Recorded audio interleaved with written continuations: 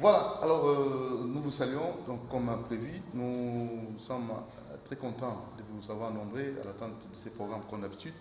Et aujourd'hui, nous avons jugé bon opportun de recevoir pour vous, toujours dans le cadre de notre questionnement. Donc, après 60 ans, qu'est-ce que nous pouvons faire pour un bon redécollage de notre pays, la République du Congo? Avant qu'on y arrive, on va d'abord parler de quelques questions d'actualité et avec l'honorable Jean-Calvin Minga, élu de l'AFDC à provincial. Merci pour votre attention. Nous vous demandons de rester fidèles et surtout suivez ça avec beaucoup d'intérêt parce que ça cadre avec notre questionnement et surtout pour les relancements que nous voulons, pour le redécollage que nous tenons là. Et cette fois-ci, c'est un politique que nous recevons très rapidement. Nous vous saluons, cher honorable. Merci. Vous allez bien? Très bien. Alors nous allons d'abord vous recevoir et vous poser des questions liées aux questions d'actualité. Oui. Donc la situation de la proposition de loi Minaku et Sakata, je ne sais pas, en tant que député provincial, qu'en pensez-vous? Est-ce que ça vaut la peine ou bien c'est pour encore créer d'autres incompréhensions et pourquoi pas aussi d'autres conflits au sein de la coalition FCC Cash? Bien, merci. Vous savez que cette histoire de FCC Cash a amené beaucoup de désordre dans notre pays. C'est une histoire montée pour que les plus forts puissent quand même dominer sur les autres. Tout le monde le sait que cette histoire de FCC Cash a pris tous les pays en otage. Comment ça? Tous les pays en otage. Vous avez vu le gouvernement, on a nommé le ministre, c'est FCC Cash. Dans un nouveau régime où il n'y a pas eu la majorité. Nous avons tous suivi les élections. Aucun parti n'a réalisé même 150 députés. Aucun parti politique ou aucun regroupement politique. Mais à travers cette histoire, on a fabriqué les choses pour pouvoir violer les lois du pays. Nous avons un premier ministre où il n'y a pas eu un informateur parce que la loi est claire. Quand il n'y a pas un regroupement politique ou un parti politique qui a eu la majorité, il fallait s'attendre à un informateur. Le chef de l'État l'a dit quand il était à la Kenya. Mais nous étions tous surpris parce que même le chef de l'État est soumis à cette aventure de FCC Cash. On savait que ça va nous amener à des choses comme ça. Vous savez, nous sommes politiques, nous avons accepté de sacrifier notre jeunesse pour que ce pays change. Mais quand nous sommes en train de vivre des violations, alors vous pensez que on savait que aujourd'hui le chef de l'État a la volonté. Il veut que les choses changent. Mais il est bloqué par les égoïstes de ce pays. Les gens qui ont fait 18 ans, qui pensent qu'ils devraient rester éternellement, et notre population devrait demeurer dans la misère. Parce que nous voyons partout. Il n'y a pas, ce n'est pas en RDC où il y a eu l'alternance. Ce n'est pas seulement en RDC. Partout ici, il y a eu l'alternance. Nous avons l'Angola ici. Nous n'avons pas vu ce que nous vivons chez nous. Aujourd'hui, nous avons une justice parce qu'ils ont compris que le chef de l'État, Félix-Antoine Tshisekedi, a comme arme l'indépendance de la justice, que la justice fasse son travail. Vous voyez comment le pays veut décoller. Et les ennemis de la démocratie, les ennemis du bien-être de notre peuple vont chercher à créer, avoir des occasions d'inventer des trucs tout. Depuis quand un juriste comme le professeur ou le docteur Minaku puisse nous amener des lois qui violent la Constitution au vu de tous? Est-ce qu'il a ignoré ce qu'on appelle les dispositions intangibles en sa qualité de juriste? Parce que quand on parle de dispositions intangibles, ce sont des lois qu'on ne peut pas changer, qu'on ne peut pas bouger. D'abord, si au niveau de la Constitution, on ne peut pas changer, parce que nous avons par exemple le nombre de mandats ici. Nous avons le cas de l'indépendance du pouvoir judiciaire. Lisez l'article 220. Je me demande, quand le docteur Minaku, parce que c'est quelqu'un que je respecte beaucoup, c'est quelqu'un qui a géré une grande institution de ce pays, il sait qu'il est dans l'histoire de notre pays. Quand il pose un acte, nous le regardons. Non, nos petits-fils vont le lire.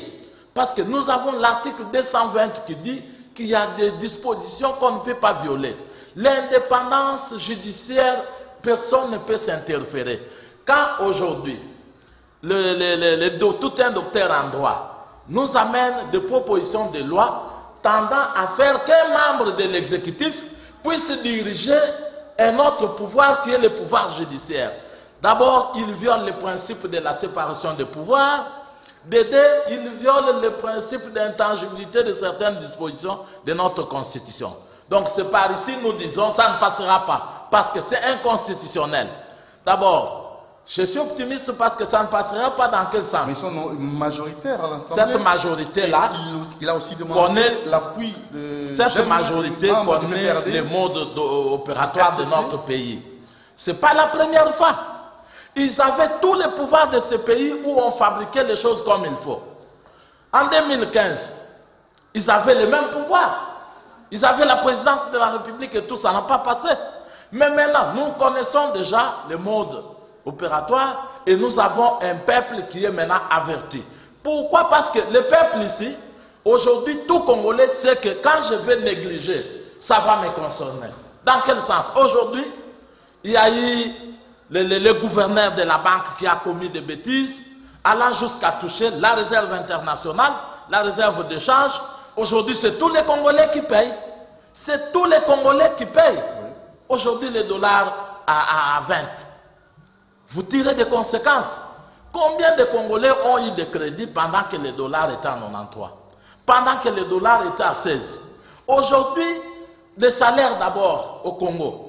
Et quand on est en train de couper cet argent au montant de 20, vous tirez des conséquences et vous savez ce que ça coûte. Et pour conclure? Et tout le monde ici ne sait pas comprendre. Nous disons que ces trois lois-là, ce sont des lois inconstitutionnelles qui ne passera pas au niveau de notre peuple, qui ne passera pas au niveau de la Cour constitutionnelle. Nous savons que nous avons une Cour où nous faisons confiance. Mais jusque-là, nous avons les gens qui ont des séquelles du FCC là-bas. Parce qu'il y a des choses que nous sommes en train de vivre. C'est comme ça la population à son niveau doit être déjà trop attentif pour que ces lois ne passent pas. Parce que même le chef de l'État qui nous écoute, il doit nous aider, ne pas céder à des caprices de cette majorité bidon qui n'a jamais aidé servir à notre population. Parce que je me demande, quelle est l'urgence de ces lois en ce moment? Pendant que nous sommes dans une étape où le pays veut décoller, le moment où nous devions tous patienter, voir comment... Parce que jusque-là, nous sommes en train de douter. Vous avez suivi la position de Senko. Senko dit l'affaire Kamere, nous ne voulons pas être pressés de mettre un point de vue. Pourquoi? Parce que nous voulons voir tous les intouchables, tous les criminels en cravate ici, nous voulons les voir répondre de leurs actes.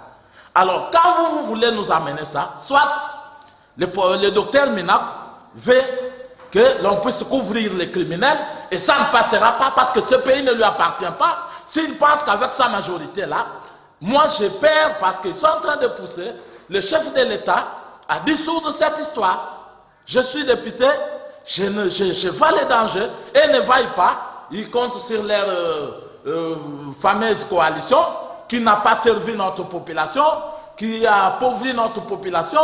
Ils sont en train de compter sur la fameuse majorité raccommodée de toutes pièces du FCC, parce que tout le monde sait, l'FCC c'est une coalition électorale, ce n'est pas un regroupement politique qui pouvait diriger le pays pour lui attribuer cette majorité. C'est là où, dans l'histoire du chef de l'État Félix, ça va lui rattraper. Parce que ça va lui rattraper, il crée une jurisprudence, il crée quelque chose que les Congolais n'accepteront pas et ne lui pardonnera pas. Honorable Jean-Paul Minga, tranquillisez-vous, parlez calmement, vous n'aurez que moi comme présentateur et je n'ai que vous comme invité. Oui. La décision de la Cour dans l'affaire AFDCA et votre lecture là-dessus?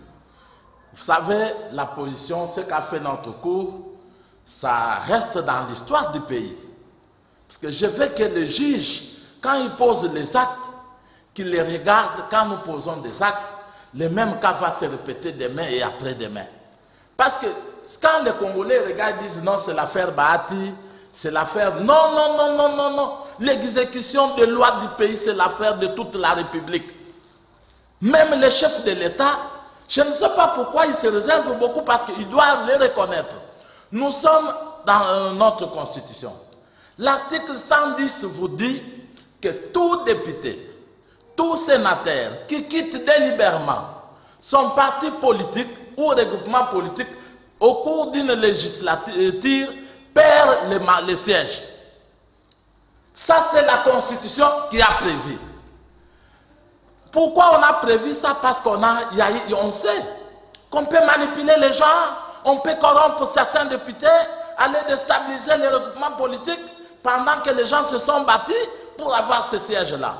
Le législateur congolais a prévu ce mécanisme. Nous avons voté ça par la voie référendaire. Mais vous allez vous retrouver que la Cour constitutionnelle, la haute cour du pays vous disent que nous ne sommes pas compétents pour régler un petit problème inconstitutionnel, de l'inconstitutionnalité. Donc, vous comprenez que la Cour a créé un problème sérieux dans l'histoire de notre pays. Parce que ça va se produire dans notre pays. Ça, ici, dans un état sérieux, la population allait se soulever. Tous les leaders des partis politiques allaient se soulever parce qu'on n'a pas fait à Bahati. Les gens vont vous distraire, vous dire que non, Bahati n'a pas voulu obtempérer en quoi? Le parti politique a quelle mission? Un parti politique a pour mission de conquérir le pouvoir et le conserver le plus longtemps possible. Les regroupements, les coalitions, ce sont des stratégies pouvant nous amener à accéder au pouvoir. Nous nous sommes battus avec l'FCC. D'abord, il faut révéler une chose, que l'FCC ne regroupe pas. Moi, par exemple, je suis tout un député provincial de l'AFDC allié. Mais je n'ai jamais pris part à la réunion de la coalition FCC. Je n'ai jamais pris part. Cette histoire engage et ne concerne que le président des regroupements. Et il y a eu, on nous a dit, nous allons ensemble, dès qu'on a le pouvoir, dans chaque province, on va se partager le pouvoir. Comment voulez-vous? Nous avons déjà des principes de la coalition. Les principes vous disent, le regroupement qui aura beaucoup de sièges, il prend la primature. Le regroupement qui suit, il prend l'Assemblée. L'autre point, on a partagé les choses. Mais après les élections, quand il y a l'Assemblée, on donne au PPRD. Quand il y a la primature, on donne au PPRD. Et quand il y a le Sénat, et mettez-vous à la place des membres du FCC, nous sommes la deuxième force, l'AFDC alliée, nous sommes la deuxième force de cette coalition. Qui a violé? C'est Bahati ou c'est l'autorité morale de l'AFDC, du FCC? Donc, non, nous voulons révéler que les gens comprennent que nous ne sommes pas allés au FCC pour aller regarder les autres. Nous ne sommes pas allés pour aller accompagner les égoïstes du PPRD. Ça, je mets ma main à couper. Nous sommes allés chercher le pouvoir et quand vous n'êtes pas sérieux, nous nous retirons. Pourquoi? Parce qu'il s'agit d'une simple coalition. C'est une alliance. En droit, on dit, les alliances politiques se fondent et ça se défend. Personne n'est obligé. Et quand je vois les grands professeurs du PPRD soutenir, Bahati n'avait pas le droit de se retirer et appuyé par les juges de la haute cour, c'est ridicule pour notre pays, c'est une honte pour notre pays. Par conséquent, la haute cour met encore notre population en difficulté. La haute cour nous met encore dans une incertitude pour l'avenir de notre pays. C'est par là où nous demandons au chef de l'État. La population est très déçue. D'abord, nous avons un nouveau régime qui a hérité. Le régime où la corruption c'était une valeur. Le détournement des deniers publics était une valeur. La malversation, l'injustice, le tribalisme, la gestion du personnel, le règlement des comptes, c'était des valeurs. Quand vous prenez le pouvoir, il y a déjà la priorité, il y a ce qu'on appelle priorité de priorité. C'était d'abord le bien-être des Congolais. Quand jusqu'à aujourd'hui, nous sommes en face des anciens mandataires, nous disons que le chef de l'État est dans cette complicité. Tout ce que les Congolais sont en train de vivre, cette misère, le chef de l'État est dans cette complicité. Nous devons le dire parce que nous subissons ce que nous subissons. Alors, aujourd'hui, vous laissez les juges qui ont été nommés par des conditions que nous savons. Parce que si vous vérifiez, la majorité peut perdre. Nous nous connaissons et nous connaissons tout le monde. Avant qu'il soit à la cour, qu'est-ce qu'il faisait? Et quand ils rendent des décisions, allant jusqu'à nous dire aujourd'hui, non, voilà, nous sommes incompétents de pouvoir traiter un problème de leadership. Qu'est-ce qu'on appelle leadership? Leadership, c'est dans tout ce que nous faisons. Même dans des équipes de foot, nous avons besoin de leadership. Mais quand il y a des leadership, la loi est réglementée. Notre pays ou notre constitution n'a rien laissé. Donc nous disons que nous sommes très déçus de cette position. Mais vous ne pouvez pas impliquer le président de la République parce que la justice, elle est indépendante, elle est libre. Mais en quoi vous appelez les chefs de l'État les magistrats suprêmes? En quoi vous l'appelez les garants de toutes les institutions? Il ne faut pas distraire les chefs de l'État. Oh non, la justice est indépendante. Devant une violation flagrante, nous avons vu sa force quand on a eu à invalider le député Lamouka ici injustement. Le chef de l'État a dit non, non, il a appelé la Cour. Que la Cour vienne l'expliquer. Pourquoi ne pas? Parce que c'est clairement dit, nous avons tout un ministère, tout un secrétariat général qui gère les partis politiques. Et c'est les partis, il y a des principes, quand il y a un regroupement politique ou un parti, on doit avoir un interlocuteur.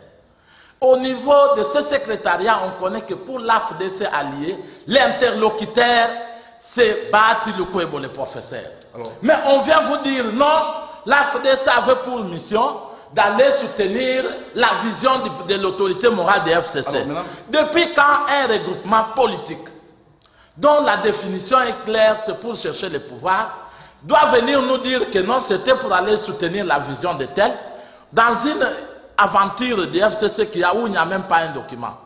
L'FCC, c'est une coalition. Est-ce que les amis comprennent? J'étais très surpris que un des cadres de l'AFDC allié, des dissidents, puisse nous dire à travers les ondes de Top Congo, vous dire que non, l'FDC a été créé pour soutenir la vision de l'autorité morale.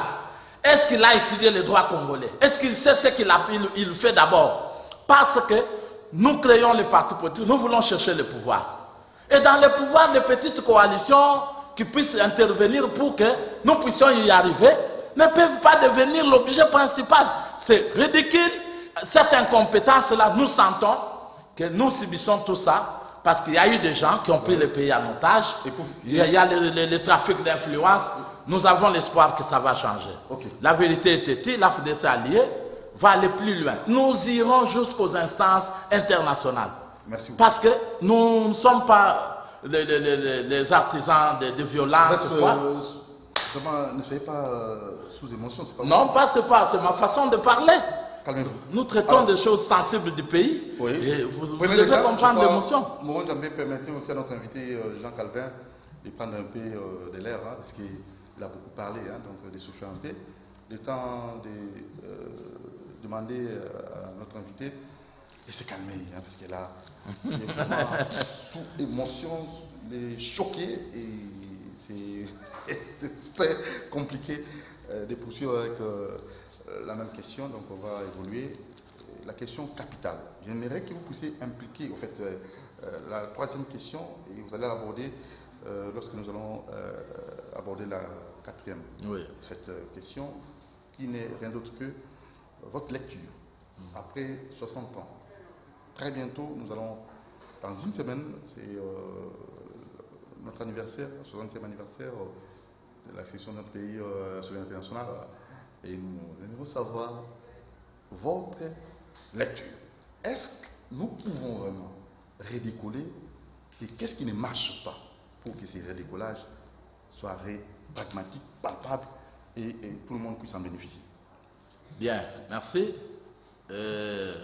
60 ans, c'est beaucoup. 60 ans, c'est un grand événement.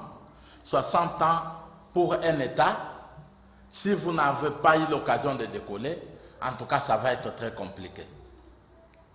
Pour ce qui concerne notre pays, avec les 60 ans, nous n'avons rien fait.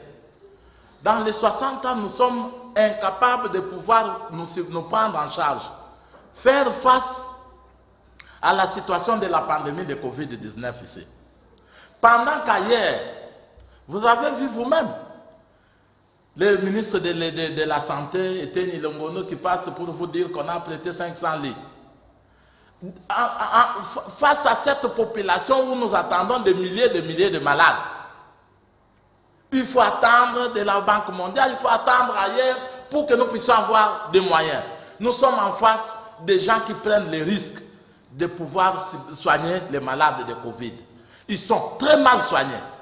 Vous comprenez les difficultés que nous avons. Or, en Nigeria, ici, on a refusé l'aide extérieure. Et ne sont pas africains comme nous autres. Qu'est-ce qui empêche que nous puissions être capables de nous prendre en charge? Monsieur Jean Calvin, aujourd'hui, la vie devient compliquée partout. Parce qu'on vous accuse, vous, politique, c'est vous et les religieux, parce que j'avais reçu d'autres invités avant vous, qui vous accusent. Vous êtes complices. Vous avez travaillé juste pour votre propre bénéfice et surtout votre propre... Non, il ne faut pas m'impliquer parce que... De façon générale. Aujourd'hui, j'ai été élu député à la fin de 2018. À la fin de 2018. Mais nous sommes en train de traiter l'affaire de 60 ans. Okay. Les 60 ans ici, vous voyez que rien n'a décollé. Quelles sont les propositions? Non, analysons d'abord la situation. Nous étions incapables de pouvoir confiner la ville de Kinshasa. Les gens se demandent comment ils vont vivre.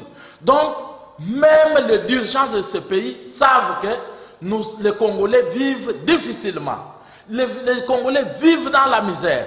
Donc, ils savent ça, il n'y a pas de mécanismes qui sont pris. Nous sommes dans un pays où vous trouvez les détournements en désordre. Nous sommes dans un pays où on ne respecte même pas des règles. Alors que les choses sont en train d'évoluer. Pour que nous puissions aller l'état des droits déjà. L'état des droits, il faut vous réserver beaucoup avant de chanter cette histoire. C'est qu'a dit la Senko.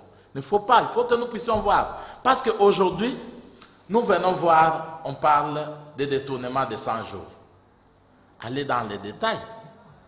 Allez dans les détails.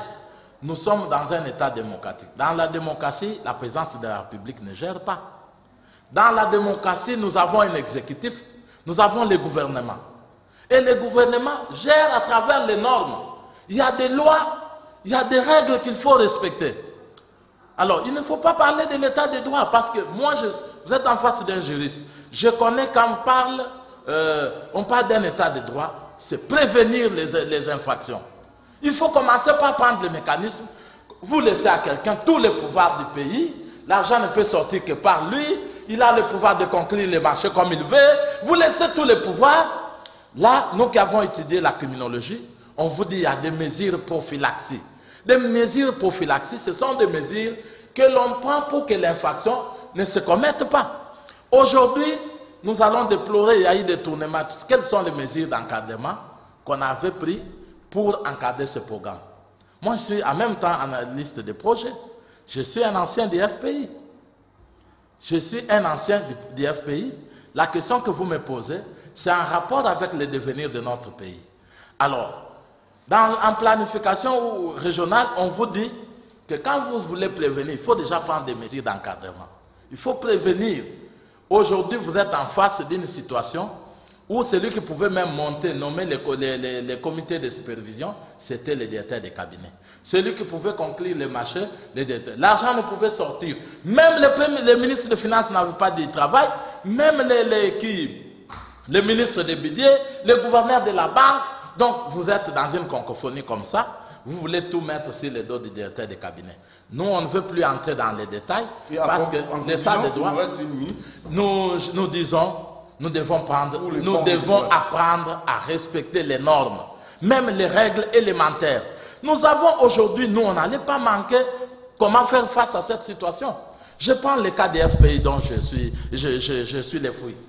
L'FPI ici, il y a eu un schéma directeur entre l'ONIDI, l'Organisation des Nations Unies pour le développement industriel, et les gouvernements zaïrois. On a défini un schéma directeur du développement. On a dit pour faire face à 3 choses. Il fallait résoudre le problème de la dépendance extérieure par le financement des industries locales. Que les industries commencent à produire, que nous ne puissions pas, pour que nous puissions avoir des cycles, qu'on puisse attendre, les ciments que nous puissions attendre d'ailleurs. Pour que nous puissions avoir les habits, il faut que ça vienne d'ailleurs. On voulait que nous puissions ne pas commencer à dépendre d'ailleurs. Il y avait un problème de la lutte contre le chômage. Quand on finance une industrie, l'FPI avait soutenu l'IPAC ici. La boulangerie, la grande boulangerie, qui emploie aujourd'hui plus de 180 personnes.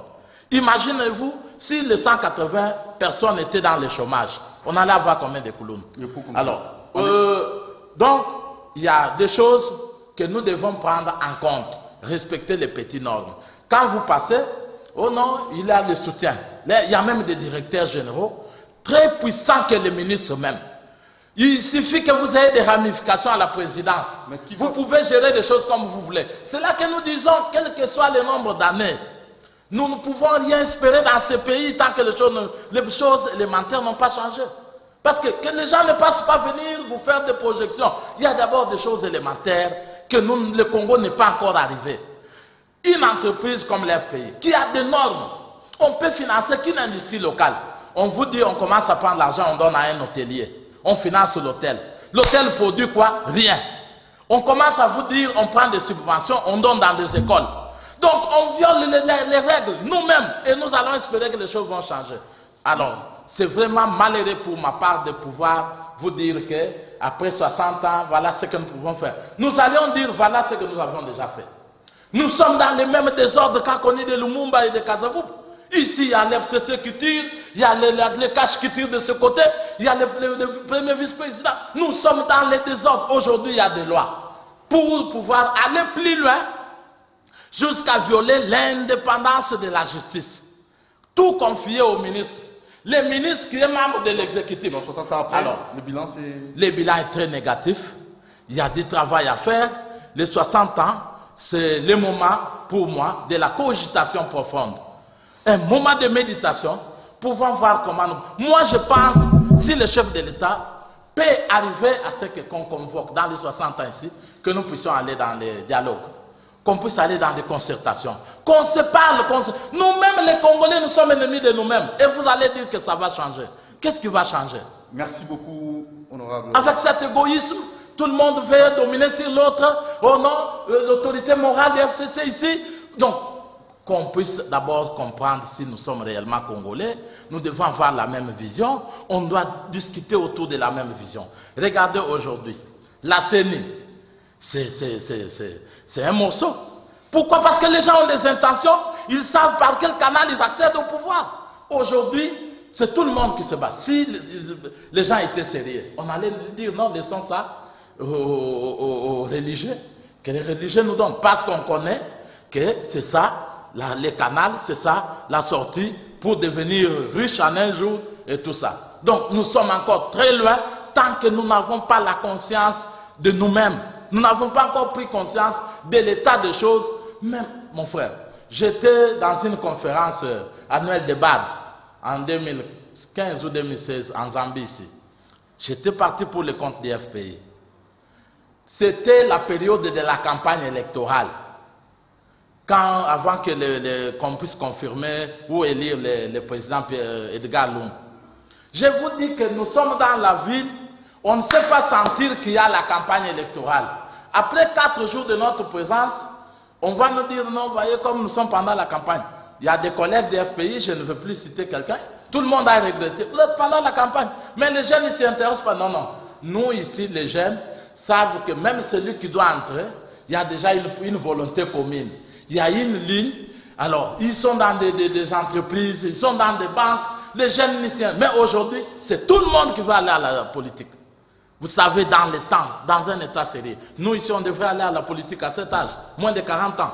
C'est parce que ça ne va pas. Merci beaucoup. Honorable Jean-Calvin Minga, élu de la FDCA, provincial, député. Merci, à la prochaine occasion. Oh, merci. Nous vous remercions. Et nous allons vous retrouver très prochainement. Abonnez-vous massivement sur votre chaîne que vous aimez bien, Doudou Montiri TV, et vous ne serez pas déçus. Vos appréciations, vos critiques, vos suggestions, nous allons vous donné l'occasion en nous appelant au numéro 643 89 61 52 634. 643 89 61 52 634. Merci à l'équipe technique. Allez, à la prochaine. Ciao.